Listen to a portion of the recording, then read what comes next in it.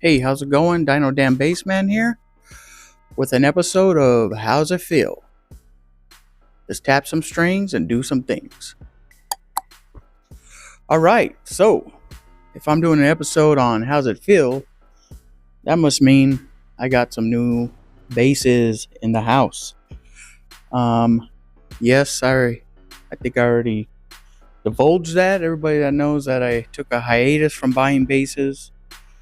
Didn't quite last a year, about 4 months. Um, So we're going to look at today, we're going to look at the Strandberg Bodin 5, first headless, multi-scale headless 5-string for me. And then we're going to look at the lovely McGrath Thunderhorse. Absolutely love the looks of this bass. So we're going to go through this. I'm going to give them somewhat of a rating based upon how I like the way things feel. So let's look at the Thunderhorse by McGrath. They're out of San Diego. The Bass Channel did a collab with them, and this was the product from the collab. Now, when the Bass Channel did was a black one, and it was like a gray with black pick guard, this pickup configuration. But I just loved the way this one comes out. Sorry for this. That's my bad.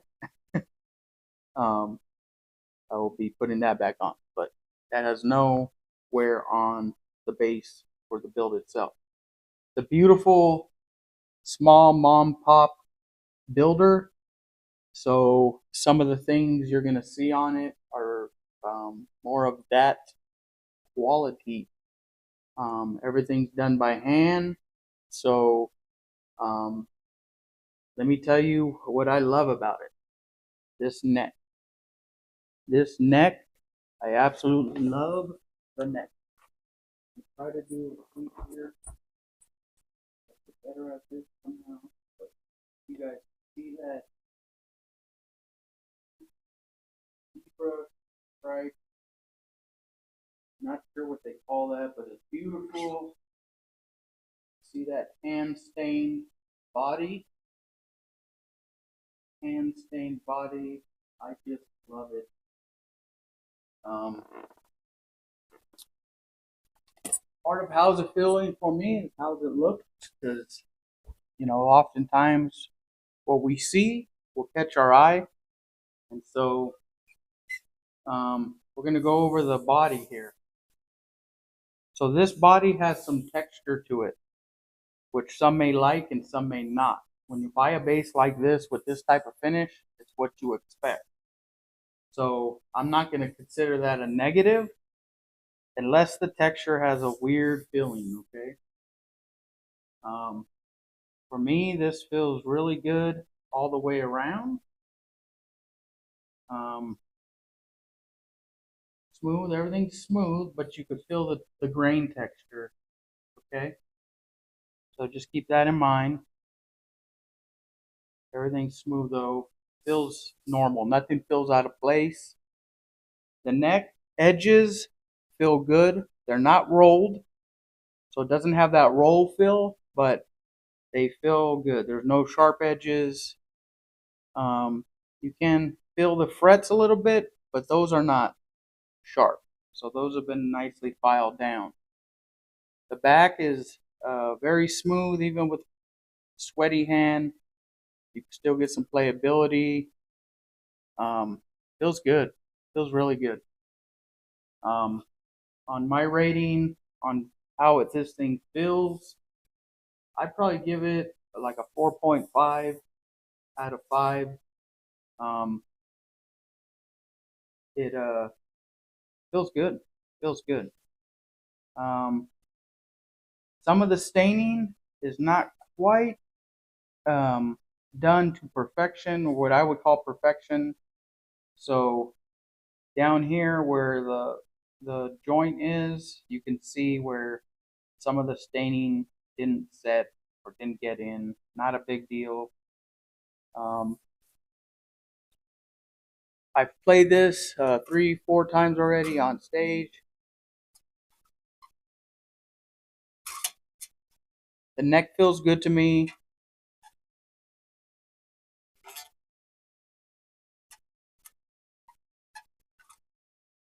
Very easy to move up and down. I know there's plenty of other channels that do this is a C shape, D shape, whatever. I'm not that guy. I just tell you, with my hand, I have a larger hand. It feels good. Um, I played this a few times on stage, and I really love the way it feels, the way it plays. So overall, I'm going to consider this a 4.5 out of 5. Um, what would I change about it? Maybe if I was being picky, maybe a rolled edge. Um, but I'm not being picky. I'm not going to be picky. For the price I paid for this, um, is in the mid 2000 range. Is what they sell for. I wouldn't say that's what I paid for, but that's what they sell for. It's a very reasonable price, and you could call them and you can say, "Hey, bro, this is what I would like. I want that bass, but I want, you know, a blue body, a black pick guard, black pickup, whatever you want." These guys will be able to make it for you in that fashion and still keep the price at a pretty reasonable price point, as far as I'm concerned. They're in San Diego, so they shipped this thing, and it was here in a day because I'm just north of San Diego.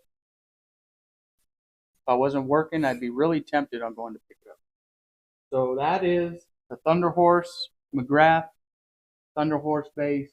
Beautiful, beautiful bass. Really, the neck rivals, as far as looks go, the neck rivals my Fender custom neck as far as the looks go. I do. I might even like this neck a little better because of that pattern on the back. Do they call that slated maple or something like that? Definitely roasted. So that's the McGrath, and then we're gonna look at the Bodin. Oh man, where do I start? How did I get this bass? So, seems like this is the year of the headless. Although this bass wasn't made this year. I've seen a lot of headless stuff coming out after NAMM, and I just got that itch to get a headless. Now, when I was doing my research, I started looking at the EMGs from Ibanez first, and although they look like a very good bass, um, you had the EHGs, I believe they call them, around that thousand, a little over 1,000, and then you had these at the little over 2,025 area. It's not what I paid, but that's what they advertise as. Um, so, and then you had these really expensive ones also, and then you had all these other ones that were coming out. So you could really get a headless bass now for around $300-400 if you want. But why did I go with the Strandberg? Well, reputation mainly. They just had excellent reputation all the way around. The only negative I've ever heard is about the back of the neck and how this shape is different for people. And some people think it's so different they can't play it. And then other people think, like myself, that, hey, that's actually not bad. It takes some getting used to, but it's not going to hinder me from playing. And then, like I said, this is my first 5-string, super light. This thing is super light. I think this one was in the 6.5-pound range.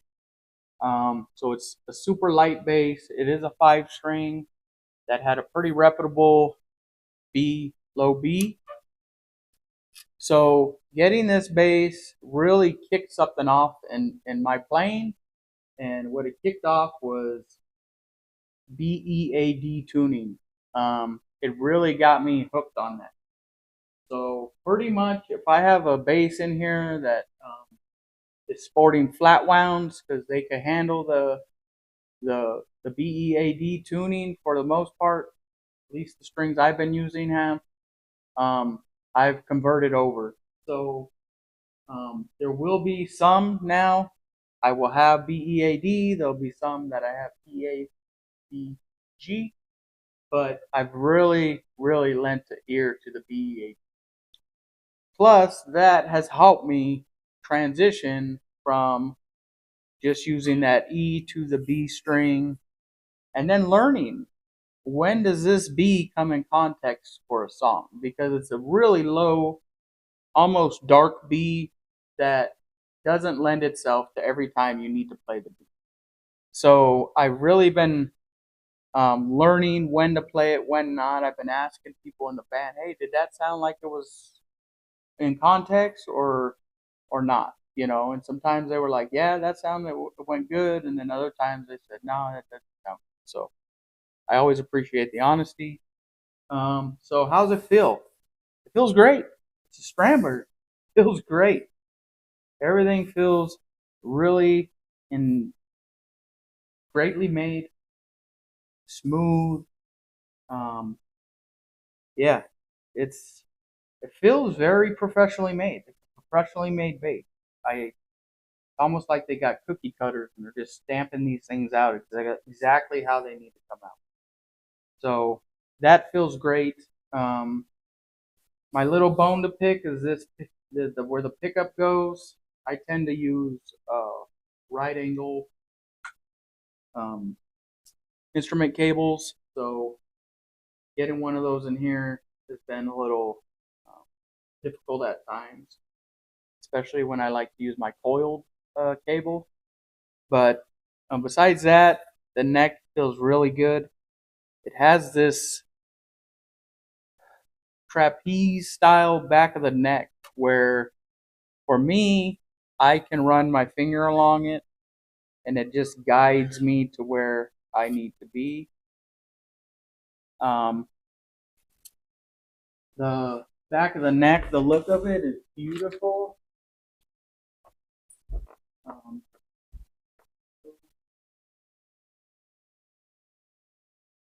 Beautiful. You know, just black in the back, cool. But the front got this beautiful paint job. Of course, it's that maple neck, which I love. That was another thing that needed to be a must for me was the maple neck. I love my maple neck. I just love it.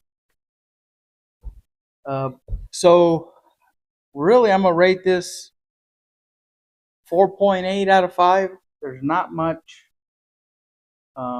I could say. Even the way you tune it, pluck, it's right in here. You could just turn it with your hand. Not a big deal. Easy to do. Um, like I said, the only thing I got bone to pick is the way this is set up.